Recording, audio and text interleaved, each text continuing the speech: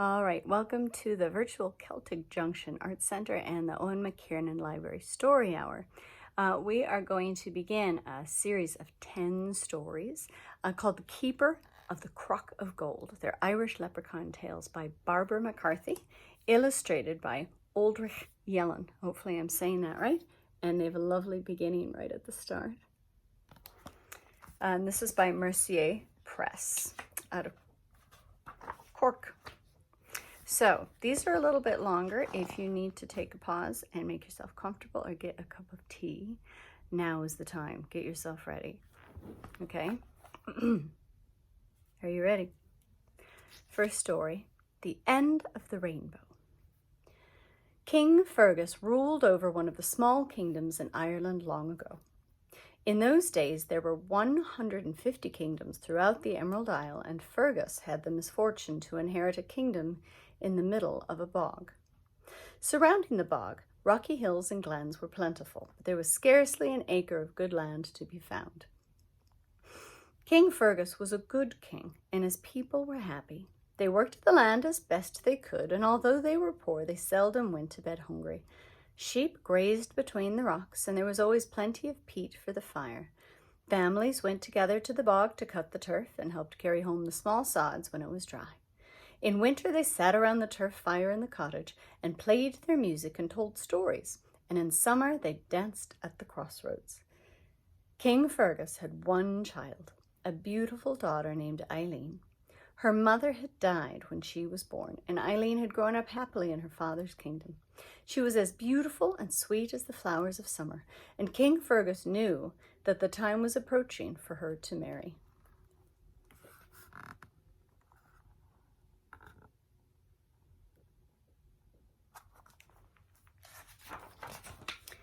For many years, he had thought about how to choose a husband for Eileen, but if truth be told, he did not want to lose her.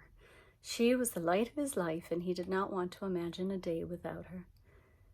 Lately, he had become very thoughtful. He was worried about the poor state of his kingdom. Eileen would become queen when he died, but how could he expect his daughter to rule over such a penniless kingdom? Eileen assured him that she was very happy and all would be well, but he continued to worry. One day, just after a soft rainfall, King Fergus sat at his window, gazing at the beautiful colors of a rainbow in the sky. It seemed as if the end of the rainbow was just behind the closest hill, and as Fergus watched, he found himself wishing for the gold at rainbow's end. If only I could find the leprechaun who guards the gold, he thought. He would have to give me his gold, and my kingdom would not be poor. Now he liked the idea more and more as he sat gazing at the rainbow, and when it had vanished from the sky, King Fergus had an idea. He decided that Eileen should wed the man who could bring him the leprechaun's gold from the end of the rainbow. When he told Eileen of his decision, she only smiled, and hugging him, she said, "Poor Daddy, you don't want me to leave you to go to another man's house, do you? You know that no one has ever found the end of the rainbow. I think you have made this decision to be sure that I never marry. It will be an impossible task for any suitor." "Nonsense, nonsense," said King Fergus, defending his decision. "I would be far more comfortable in my old age and be able to rest in peace if I knew my daughter was not beholden to another man's wealth. I merely want to provide for you, my dear." Tossing her golden curls and laughing to herself, Eileen went off to the kitchen to help the cook with the baking. Each week they baked soda bread and scones for the families who lived in the hills. There was little that could be grown on that rocky land, and Eileen's baking helped to ease the hunger of the children. They looked forward to the visits from the princess. She brought delicious crumbly scones filled with currants and raisins, and she loved to play with the youngsters and tickle the babies. When she and her servants returned home from their visit, Eileen found that she was thinking how much easier life would be for her people if they could find the gold at the end of the rainbow. She smiled to herself, thinking that her father's foolish notions were contagious.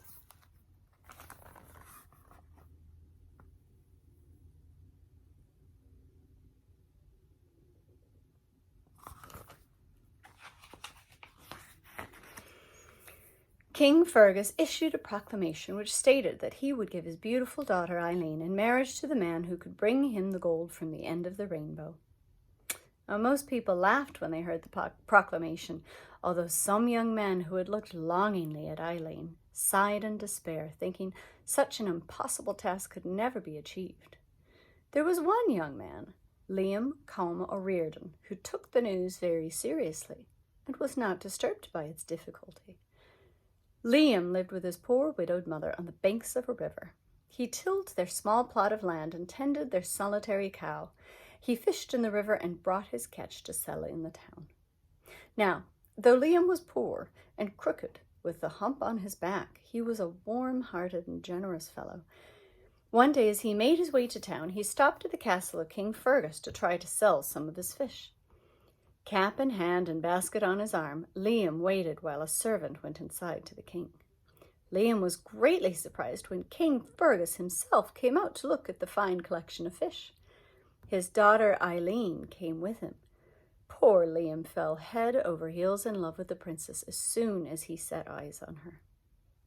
King Fergus realized he had no money at all in his pockets, but Liam was so enthralled by the princess, he happily made a present of the fish to the king.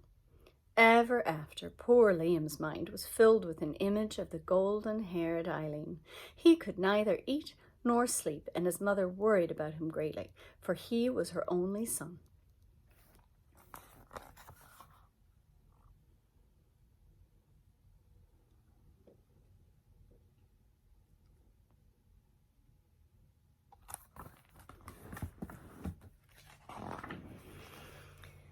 When Liam heard about the proclamation, he decided he would be the man to find the gold at the rainbow's end.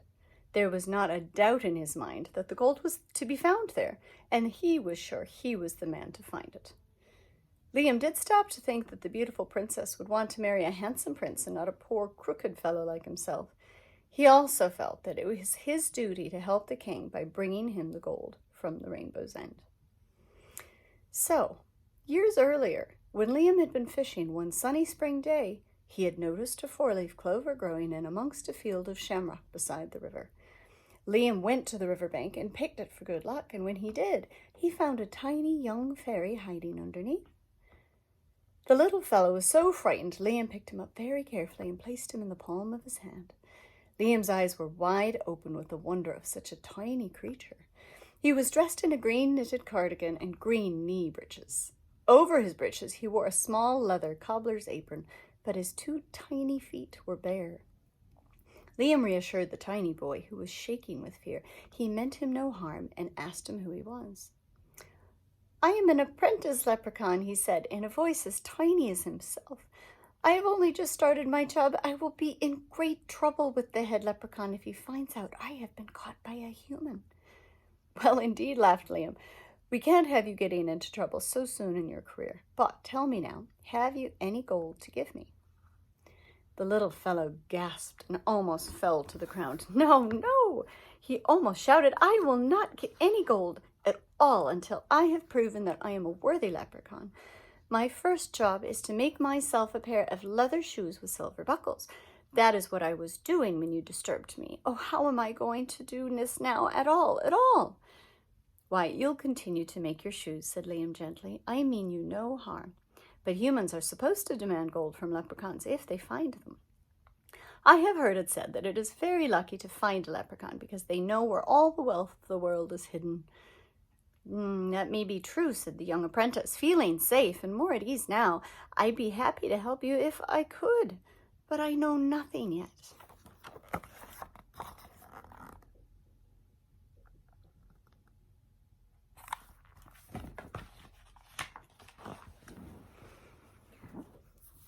"Perhaps when I am older and wiser, and I've been taught all of the leprechaun secrets, I could help you." Liam laughed out loud at the serious statement from such a tiny fellow. "Indeed," said Liam doubtfully. "Don't you know that most people live their entire lives without ever meeting a leprechaun? So what are my chances of coming across you or your kind again ever in my lifetime?" The young leprechaun frowned and was silent for a moment. Then he slapped his knee excitedly. "I have it," he said. He reached into his pocket and took out a tiny silver shilling. This is leprechaun money, he explained. We collect gold and save it to put in our crocks, but we use silver and copper coins to buy the things we need.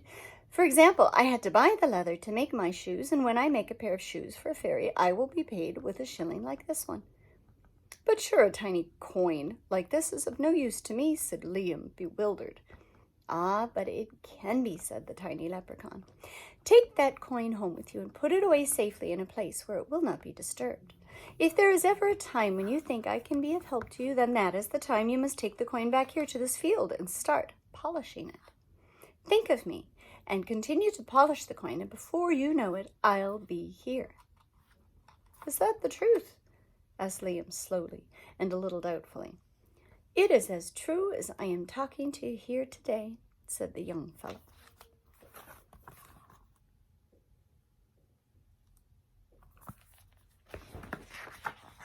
I think that picture is foreshadowing something. So, Liam released the little man, promising not to tell anyone that he had found a leprechaun. He went home and put the tiny shilling in a box on the top shelf in his bedroom where nobody would disturb it. 10 years had passed. Liam never felt the need to call on the leprechaun until he heard the king's proclamation. Liam knew that his only hope of finding the gold at the end of the rainbow was to call on his little friend for help. He took the box down from the top shelf in his bedroom where he had placed it so long ago. For a moment his heart beat fast, and he was afraid the coin might have disappeared. But it was lying there safely in the box, and as Liam picked it up, a feeling of excitement tingled through his body. He set off for the river with the coin wrapped in a soft cloth. As he walked along, he rubbed the shilling gently and thought back to the day when he had met the apprentice leprechaun.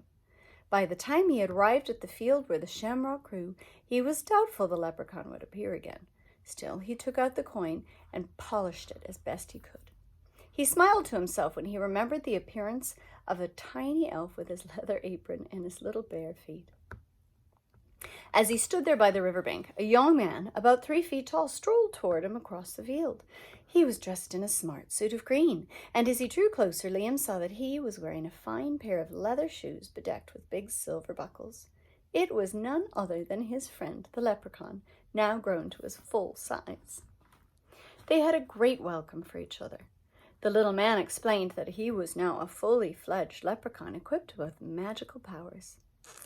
I'll admit that now I have my own crock of gold, Liam, but it is not very full yet. I am still in the early days of my career. Liam assured the little elf that it was not his crock of gold that he was seeking, but something far greater, the gold at the end of the rainbow. The leprechaun threw his hands up in the air and let a long wail out of him. That is where most of the gold of the world is hidden, and it is guarded by the chief leprechaun. I'll be in big trouble if I help you to find it, and Liam, even if you do find it, the chief leprechaun will outsmart you and never give it up. Well, unless... Here the leprechaun paused and thought for a moment. Then he turned to Liam and asked, Is it for yourself that you want the crock of gold? "'Tis not," replied Liam, and he told the leprechaun the story of the poverty of King Fergus's kingdom and how the gold would be used to make life easier for the poor.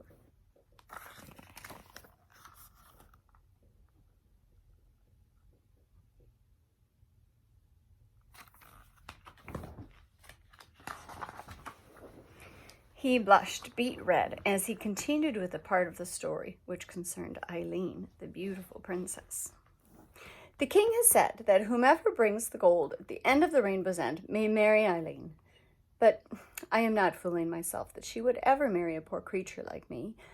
I just want to help, and I'm sure that I'm the only human with a leprechaun friend.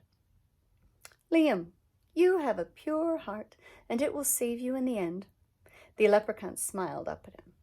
You are the only one who has the chance to get the gold from the chief leprechaun, because he would not give it to you if it was for yourself. I am obliged to help you as I promised, and since you are the only human who has caught me, I can't get into too much trouble. The leprechaun explained to Liam the only way to reach the end of the rainbow was through the tunnel of darkness, and the only way into the tunnel of darkness was under the fairy hill. The tunnel could only be entered on the night of the full moon, so the leprechaun sent Liam home and told him to return at the next full moon, ready to set out on his adventure. I'll not be able to go with you into the tunnel, Liam. I can only bring you as far as the entrance. Liam thanked the little man, and having made arrangements about where and when they should meet again, Liam set off for home. He told his plan only to his mother, as she alone loved him dearly and would be heartbroken if he did not return. Although many beautiful rainbows had been seen since the king's proclamation, no suitors had been successful in finding the gold at the rainbow's end. So, at dusk, on the evening of the full moon, Liam's mother bid a tearful farewell to her son and sent him on his way with her blessings. The leprechaun was waiting for Liam and greeted him warmly when he arrived. On this occasion, the little man was wearing a pointed green cap on his head, which was a perfect match for his fine wool suit. He led Liam across the stream, and they walked for miles through the woods. At last, when the moon was high in the sky, the leprechaun stopped at the side of a grassy hill. Just as Liam was about to ask why they had stopped, the leprechaun bent down and pushed back the grass to reveal a wooden door set into the ground. "This is the entrance to the tunnel of darkness, Liam. This is as far as I can bring you. The tunnel is long, but do not be afraid. Many old leprechauns live down there, and they can guide you on your way. May good luck be with you, Liam." So, as Liam climbed into the tunnel, the leprechaun waved goodbye. Liam stood still until his eyes became accustomed to the darkness. Slowly he began to walk, and continued to walk for miles until he saw a light ahead. As he approached the light, he realized it was coming from a pipe, and who should be smoking the pipe but a small old man with a gray beard. He greeted Liam and asked him his reasons for being in the tunnel. "I am on my way to the end of the tunnel," explained Liam, "for I am seeking the gold at the end of the rainbow." The little man began to chuckle. "Oh, it is a long way you have to go. Come in here now, and I'll give you something to eat to help you on your journey."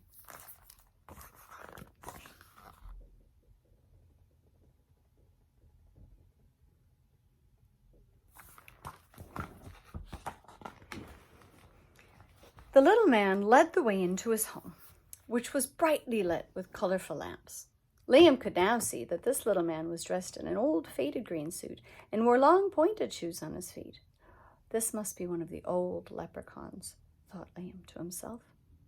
The little man pulled out a comfortable chair at the table for Liam, and in the blink of an eye he served up a huge plate piled high with thick slices of bacon and cabbage and 4 big floury potatoes. He gave Liam a creamy pint of porter to wash it all down. Liam did not attempt to speak until he had finished the fine meal, and then he thanked the little man, who was once again puffing on his pipe. "You are more than welcome," said the old leprechaun, "but my advice to you now is to set off again on your journey, and do not stop until you are hungry. By then you should have reached my father, who lives way up the tunnel." Off up the dark tunnel went Liam. In his mind's eye he could see gold glittering in a huge crock. As he walked, he wondered if he would succeed in his quest, or would he ever return home safely. Many miles later he came to a half door, and when Liam peeked inside, he saw a very small old man with a long gray beard stirring a pot filled with thick buckwheat porridge. "Are you the old leprechaun's father?" asked Liam, as the old man turned to greet him. "What do you mean, old?" snapped the little man. "Surely that son of mine is not old at all, and I am not old either. I was only 175 on my last birthday." Liam apologized for this mistake, and the little fellow invited him in for some porridge. Liam felt a hunger in his stomach, so he went and ate 3 bowls of porridge and washed them down with 3 glasses of buttermilk.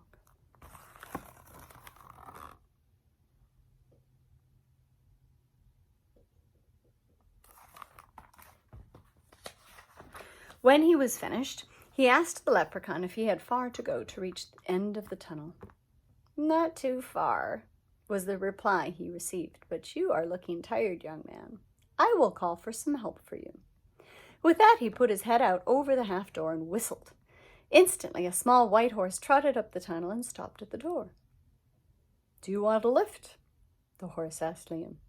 Speechless with surprise, Liam could only nod his head. "Well then, jump on my back," said the horse. Liam did as he was told, and the horse began to trot along the tunnel. Liam quickly called back his thanks to the old leprechaun, and then had to concentrate on holding on tight to the horse's mane, as there were no reins. Not long afterwards, Liam saw a light ahead and knew that it was daylight. Another few minutes and they had reached the end of the tunnel. A brilliant sight met Liam's eyes as he and the horse rode out into the daylight. It seemed that they were walking into the center of a rainbow. The air was thick and puffy and painted all the colors of the rainbow. Liam got down off the horse's back and walked through the many colors. They felt like soft cotton, but did not rub off on his skin or his clothes. Suddenly, in a clearing below the rainbow, Liam saw a grassy hill, and on the hill, waiting for Liam, was the chief leprechaun. With his heart pounding in his chest, Liam approached the hill. This leprechaun wore a green wool cape over his shoulders, clasped with a golden brooch and embedded with diamonds. His long hair and beard were blowing gently in the breeze. He looked at Liam with kindly eyes. "Welcome, Liam," he said. "I already know your story. You are the first human to ever discover the rainbow's end. Is it not beautiful?" "I have never seen anything as lovely," said Liam. "Except perhaps the Princess Eileen," smiled the old leprechaun. Liam felt his face flush with embarrassment. "You are a brave man to undertake this adventure on your own and carry such a great weight on your back." He indicated the hump on Liam's back. "It is not of any use to you, is it?" "Well, 'tis not," said Liam. "'Tis heavy to carry, and it makes me walk crooked, but what can I do about it?" "Nothing at all, Liam," said the leprechaun chief, "but I can do something about it if I choose. Liam, you are here for gold, to help King Fergus's poor people, but you would also like to marry the Princess Eileen. Is that not true?" "'Tis," said Liam quietly, looking down at the ground. "Well, Liam, your heart is true, and I'm going to give you plenty of gold to give to King Fergus. I'll not give you all my gold, Liam, but enough that if the king invests it wisely, he and his people should want for nothing. But what did you bring to carry the gold in?" Liam stammered it and stuttered as if he had no answer. He was afraid the leprechaun might not give him the gold if he had no bag to carry it. But the leprechaun was teasing him. He put his arm around Liam's back and tapped his fingers on the hump. Up and down his fingers tapped, and suddenly the leprechaun gently lifted the hump right off Liam's back. Before he knew it, Liam was standing straighter and taller than ever before in his life.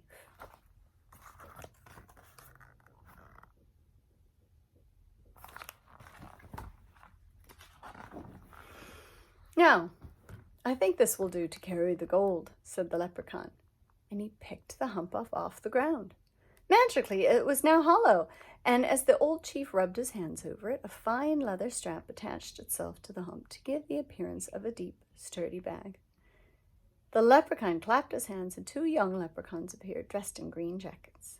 The chief spoke quietly to them and gave them the newly made bag. They went behind the hill and returned moments later. Between them, they carried the bag filled to the brim with gold coins. Liam had never seen so much gold, and for a moment he shielded his dazzled eyes until they were accustomed to the brightness. The white horse appeared by his side. "Our horse will take you back home," the chief told Liam. "Jump up on his back and think of the Princess Eileen. Before you know it, you will be in King Fergus's kingdom." When Liam was on the horse's back, the little man fastened the heavy bag of gold to the saddle. The chief leprechaun bade farewell to Liam. "You will not be able to find your way here again, Liam. The entrance is magical and never found in the same place twice. But you have what you came for, Liam. May good luck go with you." Liam said thanks to the chief leprechaun, and while he was saying his farewell, a vision of Eileen appeared in his mind. Too good to be true. I'm not starting over. So, Eileen has appeared in his mind.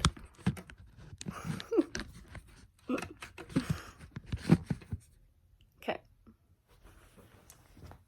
Just in a flash, Liam was standing outside King Fergus's castle.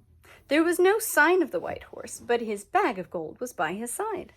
Liam picked up the bag and knocked on the castle door. Moments later, he stood before an astonished King Fergus and the beautiful Eileen. Liam told his story from the start, how he had met the apprentice leprechaun 10 years before, and how the little fellow had set him on the right road to the rainbow's end. He presented the gold to the king and smiled shyly at Eileen. He was now a tall, handsome young man, and Eileen was happy to choose him for a husband. Full of love and happiness, Liam returned to tell his news to his mother. She hardly believed it was her own son coming in the door without a trace of a hump on him, and he standing up so tall and stately. She hugged her darling boy. "You deserve this, my son," she said. "You have had a hard life, but never complained." Preparations began for the wedding of Eileen and Liam. King Fergus was delighted that Liam and his mother were coming to live in the castle. His daughter was not leaving at all. The wedding celebrations lasted 7 days and 7 nights, and Eileen and Liam lived long and happy lives together.